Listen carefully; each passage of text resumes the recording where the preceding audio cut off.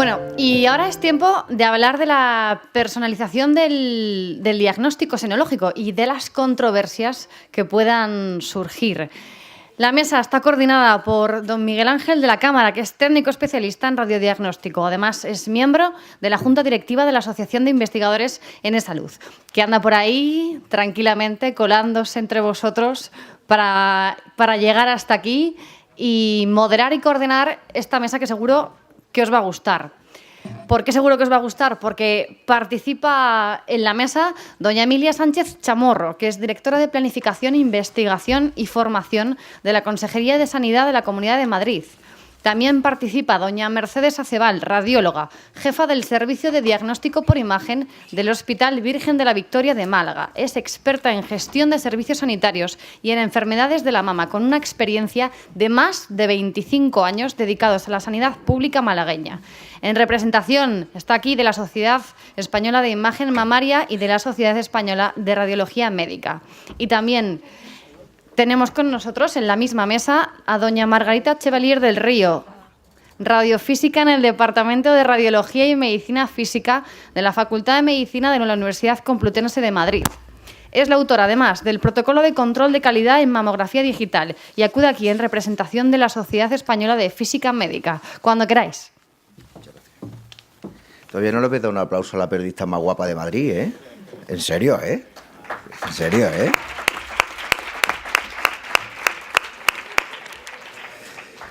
Bien, gracias Pedro, nos vemos, gracias, un saludo, muchas gracias por tu compañía y por tu ayuda en Twitter. Ya es tendencia ascendente Twitter el hashtag #IDORSpain, lo hemos comprobado ya antes y queremos que sepáis también que todo se está grabando, tendremos un recurso de galerías, de vídeos, de imágenes para después consulta por toda la profesión sanitaria de la radiología. Absolutamente por toda, porque queremos que luego esto también tenga lugar y expansión a posteriori. Brevemente, lo que queríamos trasladar con la invitación, con las tres invitadas que tenemos es qué se está hablando últimamente y cuál es la tendencia que se está hablando sobre el diagnóstico del cribado mamográfico. Está influyendo elementos como la densidad de la mama, están influyendo como el asunto de la edad, la personalización de la propia patología, los antecedentes familiares, incluso el tema de la dosis. Por eso están apareciendo otros aparatos, incluso con otros procedimientos. Entonces, con unas perlas de cada una de las tres áreas, desde el punto de vista de la administración sanitaria, desde el punto de vista de la radiofísica también o del diagnóstico concretamente del radiológico, desde la radiología, del radiodiagnóstico, queremos recibir estos mensajes y que tengamos mayor conocimiento de cuáles son las últimas tendencias y cuáles son las conclusiones que podemos traer al final y al cabo de esta mesa. Entonces, al principio, voy a presentar a la representante de la Comunidad Autónoma de Madrid, que es, como hemos dicho antes, no tengo aquí apuntado, Emilia Sánchez Chamorro, perdón, no tengo que apuntar. Por favor. Pues buenos días a todos. En primer lugar, pues para mí es una satisfacción estar con este grupo de personas que se dedican a la imagen médica y la radioterapia. No estoy por ser la directora general de Planificación, Investigación y Formación, sino en representación del consejero. Él quería haber estado aquí con ustedes, pero el mes de noviembre es un mes en el que las actividades en la asamblea y en diferentes foros son trepidantes. Es imposible estar en todos sitios. Y también, pues lógicamente, quiero dar las gracias a los organizadores por su amable acogida y porque han entendido que estaba en un atasco y no conseguía llegar aquí. Una de las compañeras de la mesa es radiofísica y me ha hecho mucha ilusión y he recordado que en mis tiempos pasados, en mi trabajo de la Dirección General de Ordenación Profesional del Ministerio de Sanidad, pues contribuí de manera decisiva a que se creara la especialidad de radiofísica, y pues me hace mucha ilusión estar en una mesa contigo. Según me han solicitado la organización de la jornada, pues quieren que les hable del programa de cribado del cáncer de mama de la Comunidad de Madrid. Y tengo que decirles que el programa se inició ya en el 88 y teníamos como población diana a todas las mujeres incluidas en Cibeles Cibeles es nuestra base de datos de la tarjeta sanitaria, esta tarjeta sanitaria de Madrid que ponemos Salud Madrid, que está en rojo y azul, ¿no? Y esta base de datos cogimos a todas las mujeres entre los 50 y 69 años y empezamos a hacer el cribado. La evolución desde estos inicios pues nos ha llevado al programa actual Paloma. Como ven, todo muy madrileño, Cibeles, la Virgen de la Paloma, que tiene como objetivo el rediseño técnico, funcional y organizativo del anterior programa de detección precoz del cáncer de mama en la Comunidad de Madrid. La finalidad del nuevo programa es permitir la creación de un entorno centralizado y seguro, mediante la modificación de los sistemas que teníamos existentes y la incorporación de otros nuevos. Como ven ustedes aquí, seleccionamos la población diana, después hicimos la gestión centralizada. O sea, ante todo lo que hemos buscado siempre es la centralización de todo, de las pruebas, etcétera, para después la parte de continuidad asistencial, para que esa población no la perdiéramos, que es un problema muy grave en cualquier proyecto de cribado. El modelo de cribado de cáncer de mama de la comunidad lo hemos establecido, como no puede ser de otra manera, en base a los criterios de calidad y seguridad que la legislación vigente exige para estos programas. Tanto la anterior directiva comunitaria como la actual, la 59/2013, pues lógicamente establecen las normas de seguridad básicas para la protección contra los peligros derivados de la exposición a radiaciones ionizantes. Esta directiva, que hay que transponerla, que todavía no la hemos transpuesto el Estado español y que hay que transponerla antes del 6 de febrero del 2018, pues considera una serie de que en los programas de cribado tiene que haber una serie de prácticas especiales exigiendo que se empleen los equipos médicos radiológicos, las técnicas y el equipo auxiliar adecuado, así como que se preste especial atención a los programas de garantía de calidad y a la evaluación de las dosis o verificación de la actividad administrada para estas prácticas. En este sentido, el programa de cribado de la comunidad, con el objeto de optimizar la dosis de radiación y la calidad de la imagen clínica, ha establecido como requisito técnico que los mamógrafos utilizados sean digitales de panel plano. Adicionalmente, pensamos que esta tecnología dota al radiólogo de herramientas que permiten mejorar la calidad y precisión diagnóstica. Un reto para nuestro programa ha sido la creación de un PAC central. Es un sistema de guardar de manera centralizada las imágenes, ¿no? Nos quedan archivadas todas las imágenes en este programa. Tenemos un sistema informático de tal manera que en todos los RICs de los hospitales, en los centros de salud, en todos aquellos centros que se hagan imágenes radiológicas, pues quedan archivados en el PAC central y esto permite la visualización en los diferentes hospitales en caso de que la paciente sea derivada a una unidad de mama diagnóstico y esto independientemente del centro donde hayan sido realizadas las imágenes. Les digo, este programa es bastante bueno, la gente está contenta, siempre es mejorable, pero desde luego sí que pensamos que además de incorporar todas las imágenes, estamos trabajando en un nuevo aplicativo del programa en el que, para mantener y mejorar la calidad, estamos en proceso de incluir la información dosimétrica de las pacientes, registrando el especialista en radiofísica responsable de la misma y la del control de calidad del equipamiento.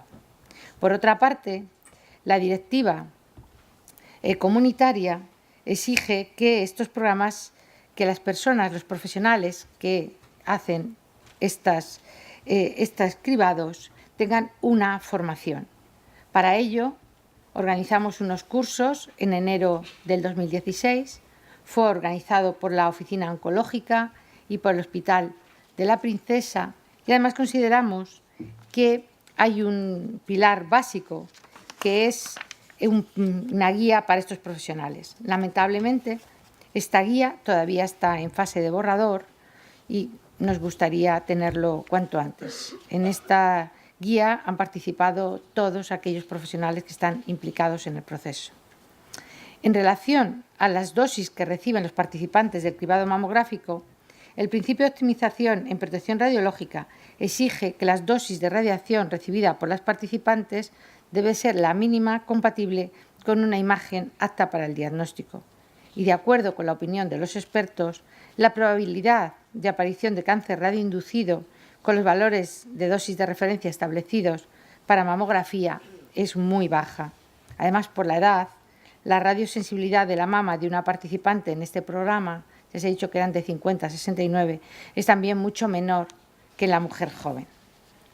Dentro del programa quería comentarles especialmente un caso de éxito, y ha sido el relativo a la optimización en el uso de radiaciones ionizantes en mamografía de cribado con prótesis. Se consideró por parte del Centro Oncológico que en la actual fase que todas las mujeres portadoras de implantes mamarios se realizaran en un solo centro sanitario público de la red sanitaria de la Comunidad de Madrid. Se tomaron una serie de decisiones. Yo las he planteado como 3. La primera decisión fue determinar el número de proyecciones a realizar a mujeres con implantes para obtener el máximo rendimiento de una mamografía de cribado, visualizar la mayor cantidad de tejido mamario, incluyendo axila. La segunda decisión fue valorar los datos de técnica mamográfica, donde la imagen fuera óptima y con la mínima dosis. Y por último, la última decisión fue actuar como filtro, es decir, que aquellas mujeres que la mamografía de criado no es útil en la detección precoz del cáncer de mama por la situación o por las características de los implantes, las excluíamos del programa. Los resultados, la verdad, es que nos animan, porque se siguieron, la verdad, la serie de decisiones y ya con 300 mamografías de cribado en mujeres con implante mamario, pues lógicamente empezamos el equipo a hacer unas recomendaciones con técnicas indicadas en las proyecciones, con las prótesis, y las imágenes resultaron con muy poquito contraste. Entonces se comenzó a trabajar de modo manual, con técnicas variables dependiendo del espesor y de la composición de la prótesis y utilizando el procesado posterior de la imagen. La verdad que el resultado fue que con el modo manual la imagen era de alta calidad y la dosis total del estudio estaba muy por debajo de los límites aceptables.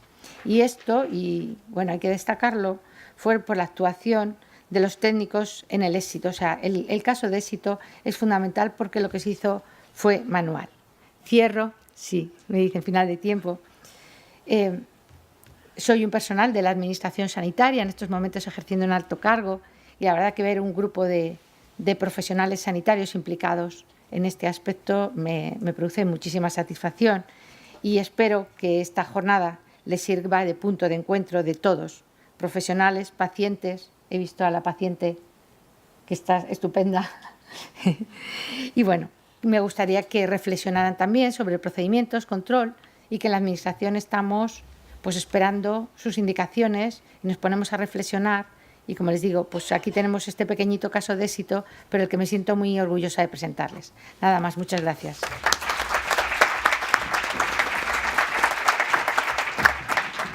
Desde el Hospital de Málaga, el Rincón de la Victoria, muy cerca. Virgen de la Victoria. Virgen de la Victoria. Rincón de la Victoria. El Rincón de la Victoria, que está al lado de Málaga, pero me he equivocado yo. Del Hospital Universitario Virgen de la Victoria desde Málaga, una radióloga que está involucrada en la Sociedad Española de Imagen Mamaria, la SEDIM, referente en el mundo del diagnóstico mamario, y queremos que nos cuente también pues su versión sobre este asunto. Muchas gracias. Buenos días a todos. Muchísimas gracias. Lo primero, al comité organizador por contar con nosotros, con SEDIM, y en particular por dejarme a mí el honor de poder disfrutar de este día y de esta jornada con ustedes en un día importante como el Día Internacional de la Radiología, sobre todo a todos los que nos dedicamos a esta disciplina. Voy a intentar ir muy rápida porque sé que me sacan aquí delante tarjeta roja, así que voy rápida. No quiero entrar, porque ya sé que a lo largo de la mañana han estado hablando de la prevalencia del cáncer de mama, pero sí quisiera hacer 2 reflexiones muy rápidas en voz alta sobre el problema de salud que es el cáncer de mama. No solamente porque es una enfermedad que va a producir, o en el devenir de la enfermedad puede llegar a producir la muerte de la mujer, sino porque es además una enfermedad con una alta prevalencia en el sexo femenino. Independientemente de las tasas o de la prevalencia, de las tasas de mortalidad o de las tasas de supervivencia, lo que sí quisiera recalcar es que en España en concreto estamos en aun cuando es la segunda causa de muerte por cáncer en la mujer después del cáncer de pulmón, hay un porcentaje de supervivencia a los 5 años después del diagnóstico del cáncer de forma global, si consideramos todos los estadios, de un 82,8%, por encima de todos los países de nuestro medio y al nivel de los países más desarrollados como Suecia o Estados Unidos. Y esto es debido a la implantación de los programas de cribado poblacional. Además, también la segunda reflexión era en relación a lo que ya han visto ustedes esta mañana y que se ha ido repitiendo a lo largo de toda la mañana, la necesidad del abordaje multidisciplinar del cáncer de mama, donde profesionales de distintas áreas de conocimiento con distinta formación van a dar respuesta en la detección precoz, en el diagnóstico y en el tratamiento a todos los aspectos de la enfermedad y a todas las expectativas de la paciente.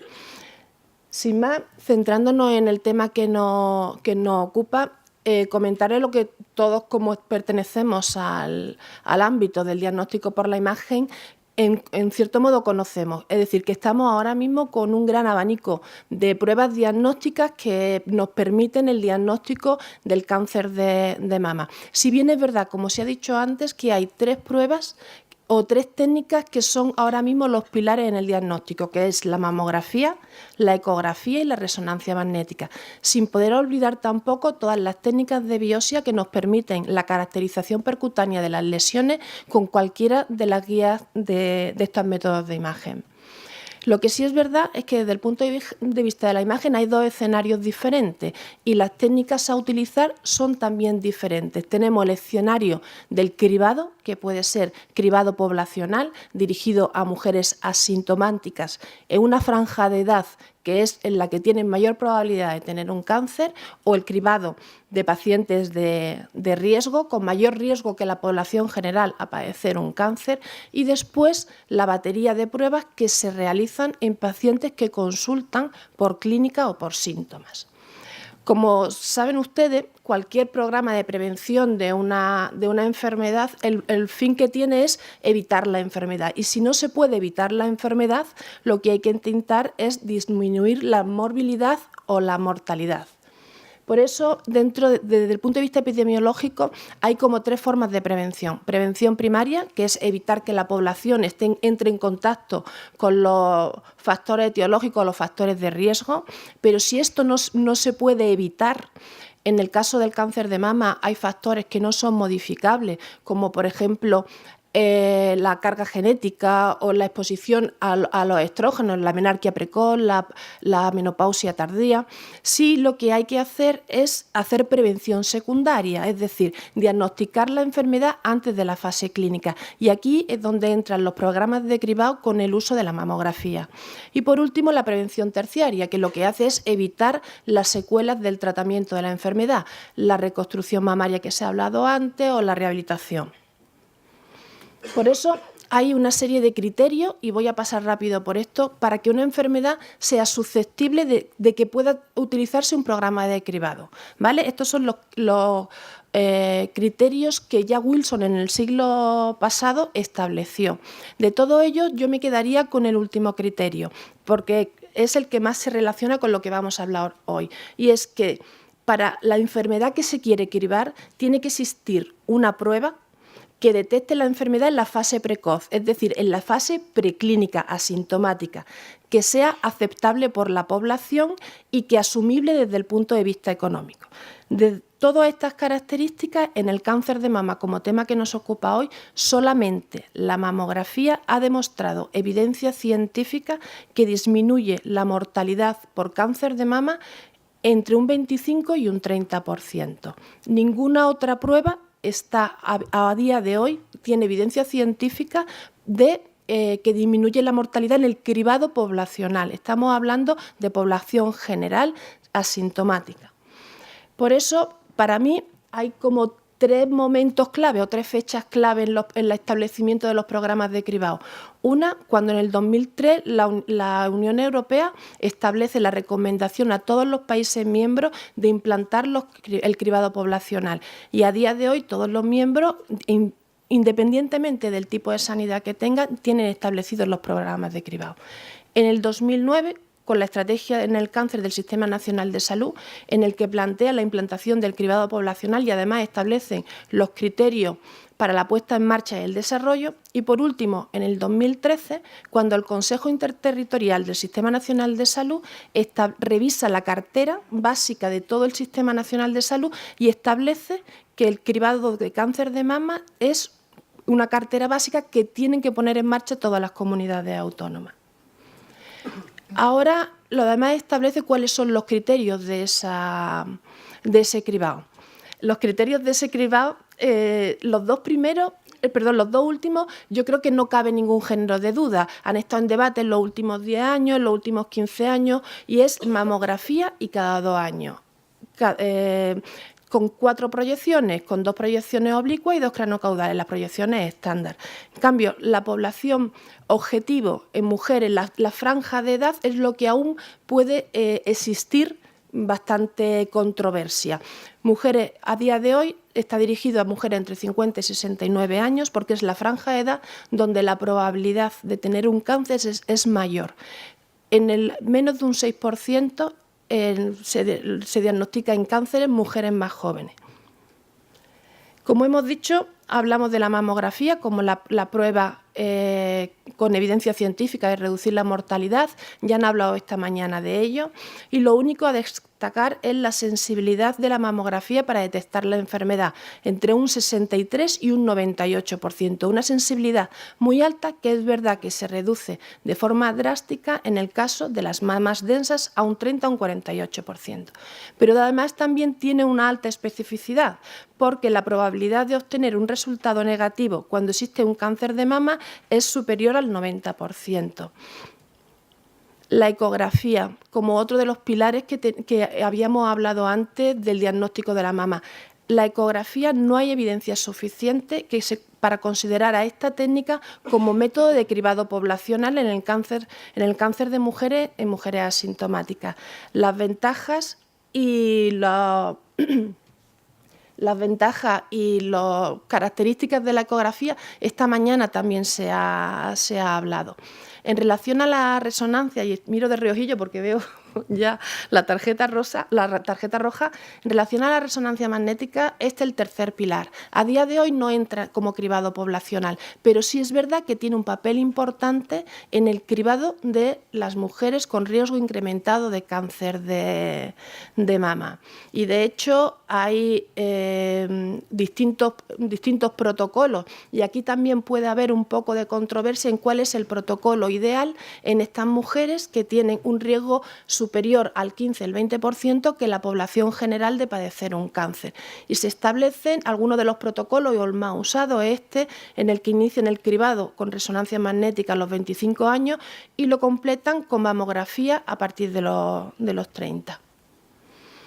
Por último, reseñar la tomosíntesis, que van a hablar esta tarde de ella, como una prueba, una técnica de imagen a día de hoy que la FDA ha aprobado como método de cribado poblacional, ahora como uno de los posibles métodos de cribado poblacional.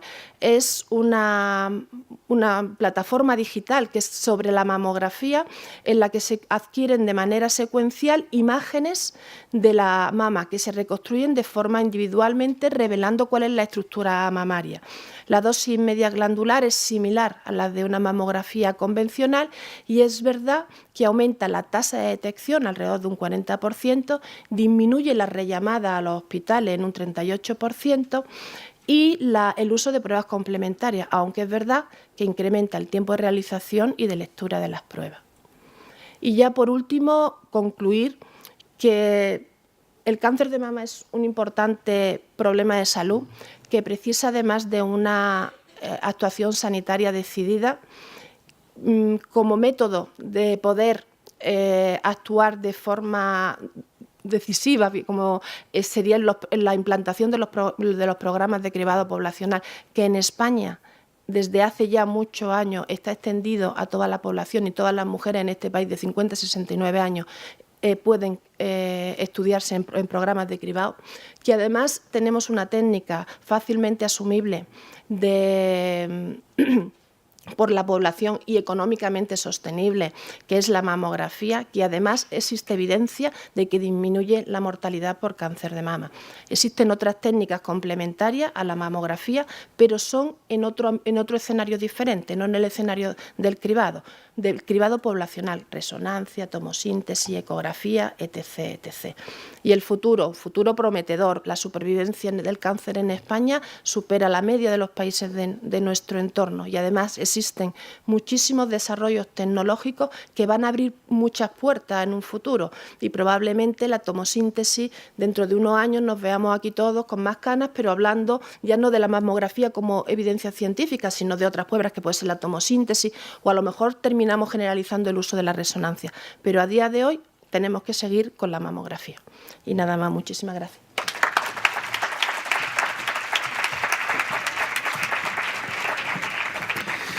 Gran parte de la investigación del uso de las técnicas y los procedimientos radiológicos viene de la investigación que previamente hace en el desarrollo de la innovación, cuando se están conceptualizando o cuando se están mejorando los equipos por parte de los radiofísicos. Por eso está con nosotros Margarita Chevalier, que es profesora de la Universidad Complutense de aquí de Madrid, y además ha publicado muchísimas cosas sobre el mundo de la mama relativo a la radiofísica. Gracias.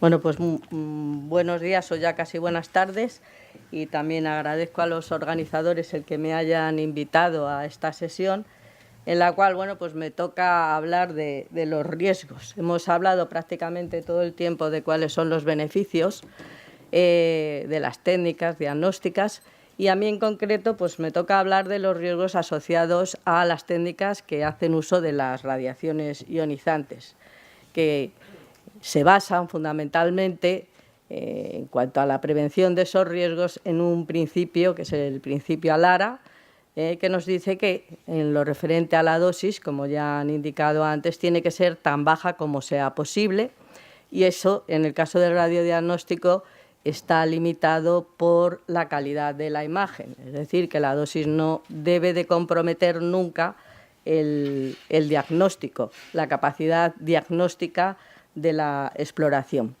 Yo me voy a centrar bastante en los programas de screening, y a este respecto las dosis, es por supuesto un problema importante el hacer un seguimiento de las dosis impartidas, pero mucho más importante es hacer un seguimiento de la calidad de la imagen, y eso evidentemente requiere controles periódicos para garantizar la constancia de la calidad de la imagen, controles periódicos de calidad. El beneficio en general de los programas de screening se puede medir con muy diferentes factores, como vemos aquí, y fundamentalmente pues, hay que valorar la reducción en la mortalidad que producen esos programas, aparte de otros parámetros, otros indicadores como los que aparecen en la transparencia. Con respecto a los riesgos, evidentemente el riesgo es el de la radioinducción de un cáncer. Sabemos que en los programas de screening estamos citando a mujeres en principio sanas, que no tienen ninguna patología, y estas mujeres van a someterse a sucesivas exploraciones radiológicas. Por tanto, su probabilidad de radioinducción de cáncer aumenta. El parámetro que está asociado con el riesgo en las exploraciones es la dosis en tejido glandular o la dosis promedio en tejido glandular. Esa dosis no se puede medir directamente, la tenemos que medir de forma indirecta a partir de la dosis o del kerma que llega a la superficie de entrada de la mama, y a partir de ese valor, utilizando unos factores apropiados, podemos obtener el valor de la dosis glandular media. En general, esa es una magnitud que nos va a depender de los factores radiográficos utilizados para hacer la exploración, pero también de las características de la mama.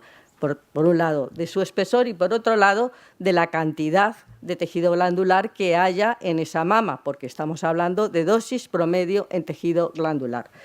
El problema es que la cantidad o la proporción de tejido glandular en una mama individual es difícil de conocer y, por tanto, las estimaciones de dosis tienen de entrada una incertidumbre importante debido a esa falta de conocimiento de la proporción de tejido glandular. Sabemos que, además, el patrón mamario varía de mujer a mujer, que la cantidad de tejido glandular va a depender del espesor de la mama, por un lado, es decir, cuanto mayor es el espesor, menos proporción de tejido glandular hay, y por otro lado, que es una magnitud, la proporción también va variando con la edad, es decir, que una misma mujer puede tener diferente contenido de tejido glandular a medida que va envejeciendo. Las técnicas, digamos, para obtener estos valores de dosis ante la ausencia de un conocimiento claro de la proporción de tejido glandular, se han basado, por un lado, en estimaciones de esa proporción a través de los radiólogos en las mamografías, y eso pues presenta problemas de alta variabilidad dependiendo del radiólogo, exceptuando en mamas muy claras o muy densas o muy grasas, pues ya los casos intermedios depende mucho del criterio del radiólogo. Por lo cual, en la estimación de las dosis basado en la estimación de la glandularidad del radiólogo se descarta de entrada. Inicialmente se toma o se define una mama promedio asumiendo que, independientemente del espesor de la mama, en promedio, cuando tenemos una población de mujeres, en promedio la mama va a tener un 50% de tejido glandular, un 50% de tejido graso. Eso es la opción que se asume de forma general, y cuando vemos las cabeceras DICOM, donde vienen los valores de dosis que nos dan los equipos, se están calculando en base a esa proporción, 50-50%. La introducción de mamógrafos con control automático de exposición dio la posibilidad de poder estimar o hacer una estimación un poquito más fina de la cantidad de la proporción de tejido glandular, y a partir de ahí se generaron una serie de datos que nos permiten asignar una cantidad de tejido glandular en función del espesor de la mama para rangos de edad, para mujeres dentro de los intervalos de edad que normalmente esas mujeres son las que están convocadas en los programas de detección precoz, y eso es lo que nosotros utilizamos dentro de nuestro protocolo español y también en las guías europeas de control de calidad. La introducción de la mamografía digital proporciona todavía una vía mayor de estimar la proporción de tejido glandular y, además de poder estimarlo individualmente, de mujer a mujer, a partir de los valores de grises que observamos en la imagen, a partir de los valores del píxel. De manera que la mamografía digital nos abre las puertas hacia lo que es la obtención de valores individualizados de dosis en tejido glandular. Se han desarrollado diferentes algoritmos, diferentes proveedores desarrollan softwares que nos permiten utilizar o determinar cuáles son los valores de glandularidad para cada mujer que es sometida a la exploración. Aquí vemos unos resultados y entonces podemos de entrada decir que, en general, con estos softwares hemos llegado a la conclusión de que la proporción de tejido glandular es mucho menor que la que se tenía, es decir, que la que se tenía en principio, que el 50-50 es casi el límite superior, y que, en general, todos los programas lo que indican es que la mayoría de las mujeres tienen una glandularidad inferior al 50%. ¿Eso qué significa? Que cuando estimamos la dosis con una glandularidad del 50%, estamos subestimando en aproximadamente un 27% el valor de la dosis. Y cuando utilizamos programas o lo que hemos hecho hasta ahora con el protocolo de control de calidad, estamos subestimando los valores de dosis en tejido glandular en un 6%. Así que, en principio, creo y me parece interesante la idea de introducir este tipo de cálculos o este tipo de software para poder determinar esas glandularidades de mujer a mujer y, por tanto, tener una mayor idea de cuáles son las dosis o hacer unas estimaciones de las dosis de forma muchísimo más finas, ¿no? Evidentemente, el valor de la dosis glandular está supeditada a la tecnología que utilizamos. Aquí tenemos distintos estudios. El nacimiento de la mamografía digital nos da pie a que se realicen montones de estudios para comparar los valores de dosis de la película cartulina con las tecnologías digitales. Y todos esos estudios abundan en lo mismo. La de las tecnologías digitales, la que se basa en la radiología directa, esta que tiene el detector incluido dentro del mamógrafo, es la que proporciona valores de dosis menores frente a lo que es la película cartulina o frente a lo que conocemos como el CR. De manera que globalmente todos los estudios van en la misma dirección. Las tecnologías digitales directas proporcionan unas dosis menores con una calidad de imagen que es equivalente a la que se tenía con cartulina película, como demuestran estudios muy generalizados. Bueno, ya he dicho al principio que los programas de screening, la valoración de esos programas del beneficio tiene que hacerse a través de medir indicadores objetivos. Y, por supuesto, la utilización y el beneficio que se obtiene con las distintas tecnologías de imagen también hay que valorarla en función de esos indicadores objetivos. Aquí, por ejemplo, tenemos los resultados del programa de Flandes, que es una región muy pequeña de Bélgica, donde se lleva un programa de screening muy riguroso, con un control de calidad muy riguroso. En este programa de screening lo que se determina es que la utilización del CR y del DR produce resultados clínicos estadísticamente iguales, con estadísticamente significativos, es decir, que la igualdad está demostrada, siempre que el CR esté operando con un 60% más de dosis que la tecnología digital directa. Entonces, bajo esas condiciones tenemos una igualdad en cuanto a la capacidad diagnóstica. Otro programa en una región muchísimo más grande, en Ontario, en Canadá, llega a la misma conclusión, que es que en general el CR necesita o requiere más dosis, pero si no se hace un control de calidad muy riguroso, esa mayor dosis no da lugar a resultados clínicos equiparables. En concreto, aquí se demostró que la tasa de detección de cáncer con los sistemas de CR es un 30,6% inferior a la película e incluso, y por supuesto, a la radiología digital directa.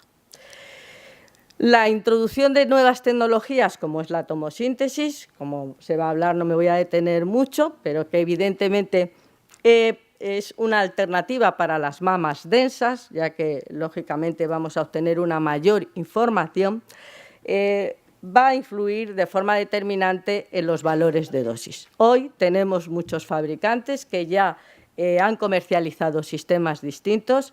Aquí yo simplemente indico los valores de dosis asociados a 3 fabricantes y depende mucho, y esto sí que es importante saberlo, depende mucho la dosis del protocolo de examen que el fabricante recomienda. No todos los equipos de tomosíntesis pueden operar o está recomendado que operen de la misma manera.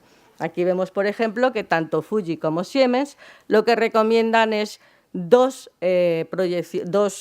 mamografías convencionales, 2D, con una tomografía en la proyección mediolateral oblicua.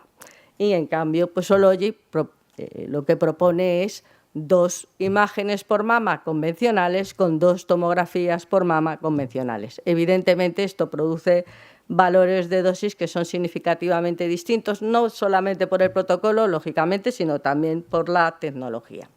Vemos ahí las diferencias y para un poquito, simplemente para no necesitar obtener las imágenes 2D que se requieren, son necesarias, deben acompañar siempre a la tomosíntesis, ahora mismo se están diseñando, ya todos los fabricantes la tienen, la imagen sintetizada. A partir de los planos de la tomosíntesis se puede obtener una imagen 2D que contiene toda la información.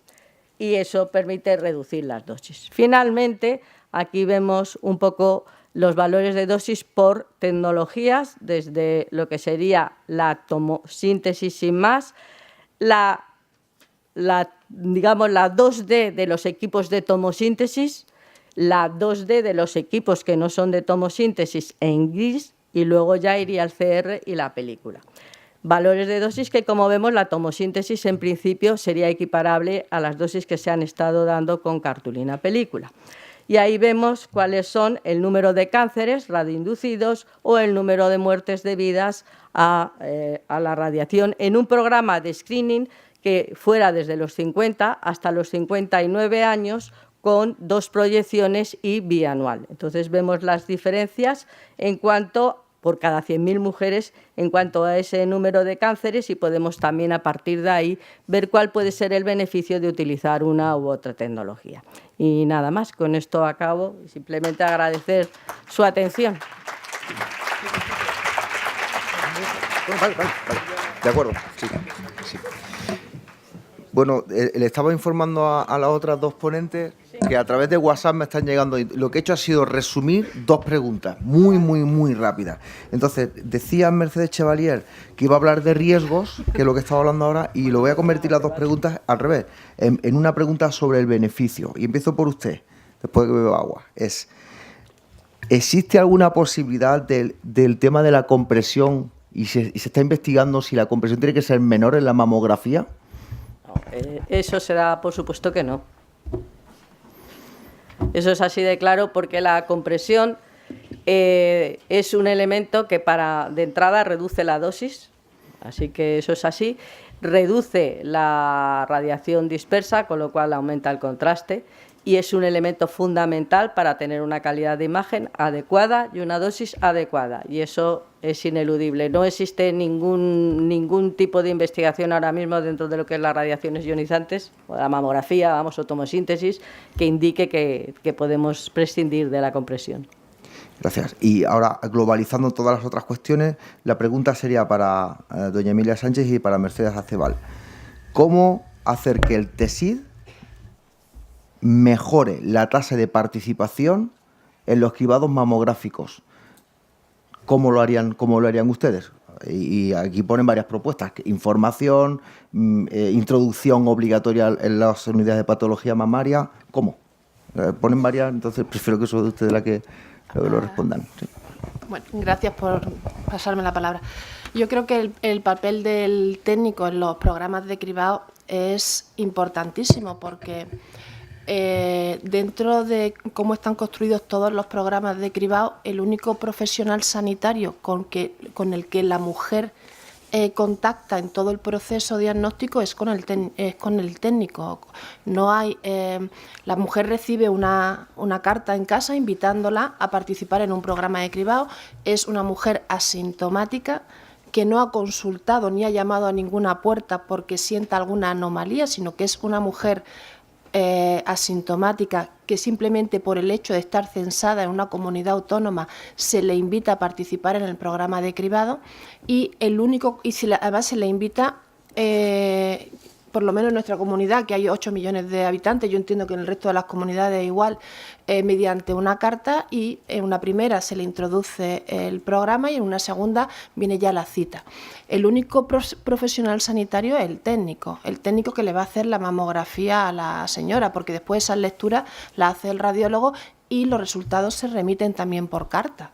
Entonces, el papel del técnico es importantísimo. Primero, como han dicho ustedes antes, cuando yo llegué esta mañana de Málaga estaban hablando precisamente de eso, de la calidad percibida por la paciente, por el trato humano que necesita la paciente a la hora...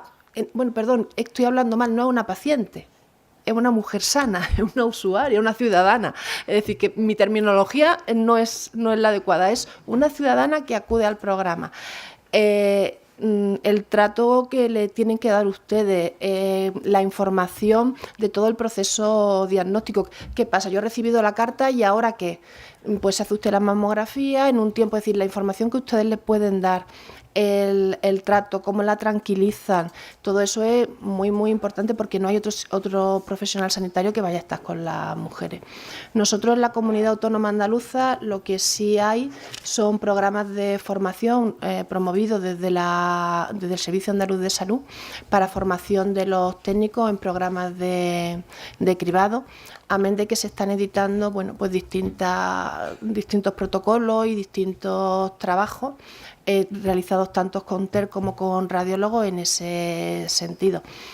Yo no recuerdo cuándo fue el último, creo que fue hace 2 años, que vamos como las mamografías bienales, en los años pares. Hace 2 años fue el curso, y el curso se forman los técnicos tanto desde el punto de vista técnico de calidad de la mamografía, criterios de calidad de imagen en la mamografía, como del trato a las mujeres, la información a las mujeres y otros aspectos técnicos de calibración de equipos y demás.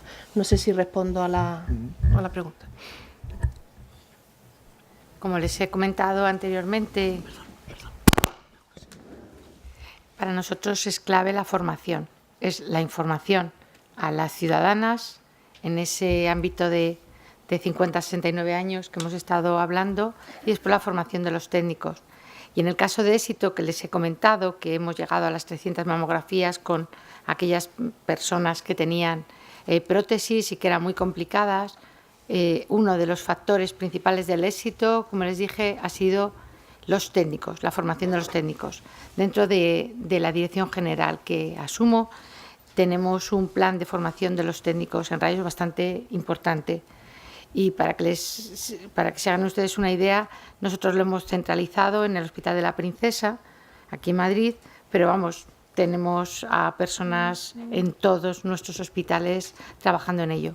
A mí me llama la atención que en este programa de cribado es un programa de éxito versus al programa de cribado del cáncer de colon, que no estamos teniendo las respuestas que nos gustaría tener. Y estamos analizando los dos programas a ver cuál es el porqué, el éxito que tenemos en detección de cáncer de mama no lo podemos traspasar al otro, al de cáncer de colon. Una respuesta sí o no. ¿Sería bueno la integración de los TESIT en las unidades de patología mamaria para la reducción de la tasa, para el aumento de la participación en el cribado mamográfico? ¿Lo entendéis? ¿Sí o no? ¿O a lo mejor hay otra respuesta? Para mí es un rotundo sí. Es decir, yo no entiendo que no esté incluido dentro de las unidades de patología mamaria. Yo pienso que es una medida de gestión que yo creo que se tiene que analizar en el ámbito del hospital, ¿no? Porque muchas veces depende de la organización interna. ¿Alguna otra pregunta más que no sea por WhatsApp? Sí, Javier Gálvez. Señora Chamorro, la pregunta es, creo que su departamento es quien se encarga de hacer las acreditaciones de los cursos que se realizan en la Comunidad de Madrid. Quiero saber cuántos técnicos hay que trabajen para poder baremar o establecer los criterios de valoración de los cursos formados para técnicos.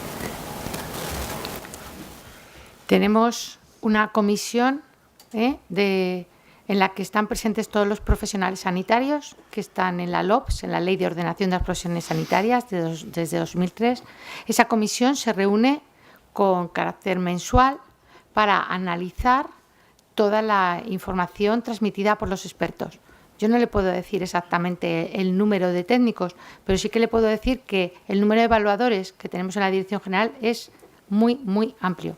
Tampoco le puedo decir el número de médicos, ni el de radiofísicos, pero sí que es muy elevado. Y sí que les digo con total seguridad es que con carácter mensual se reúnen y se acreditan. Estamos trabajando actualmente en empezar a pensar que en vez de acreditar actividades y cursos, vamos a empezar a pensar en acreditar centros. Y, por supuesto, en esos centros nos basamos en los evaluadores internos y externos, y los técnicos son unos de ellos.